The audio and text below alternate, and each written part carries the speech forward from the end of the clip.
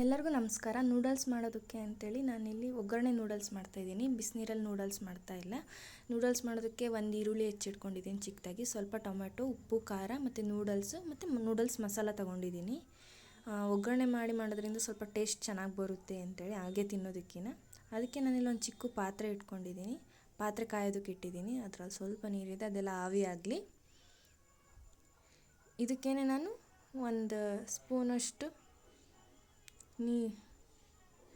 ನೀರಲ್ಲಿ ಆವಿ ಆಗಲಿ. ಇದಕ್ಕೊಂದು ಸ್ಪೂನಷ್ಟು ಎಣ್ಣೆ ಹಾಕ್ತಾಯಿದ್ದೀನಿ. ಇದಕ್ಕೇ ಒಂದು 2 ಸಾಸಿವೆ ಹಾಕ್ತಾಯಿದ್ದೀನಿ.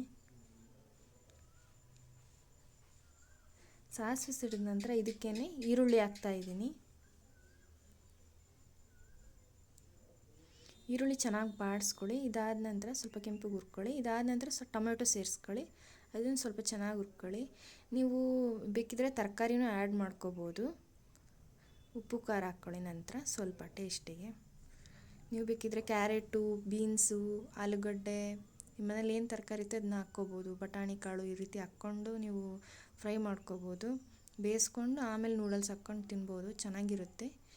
ನಾನಿಲ್ಲಿ ಬರೀ ಈರುಳ್ಳಿ ಮತ್ತು ಟೊಮೆಟೊ ಅಷ್ಟೇ ತರಕಾರಿ ಯೂಸ್ ಮಾಡಿರೋದು. ಇದು ಕುದಿಯೋಂಥ ಟೈಮಿಗೆ ನಾವು ನೂಡಲ್ಸ್ ಹಾಕೋಣ. ನೂಡಲ್ಸ್ ಹಾಕಿ ಒಂದು 2 ನಿಮಿಷ ಕುದಿಸಿ.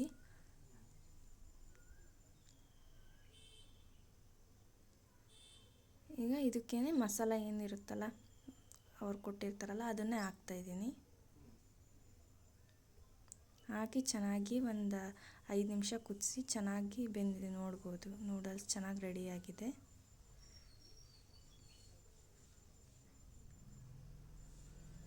ನಮ್ಮ ತಮ್ಮ ಟೇಸ್ಟ್ ಮಾಡ್ತಿದ್ದಾನೆ. ತುಂಬ ಚೆನ್ನಾಗಿ ಬಂದಿತ್ತು. ನೀವು ಒಂದು ಸಲ ಟ್ರೈ ಮಾಡಿ. Thank you.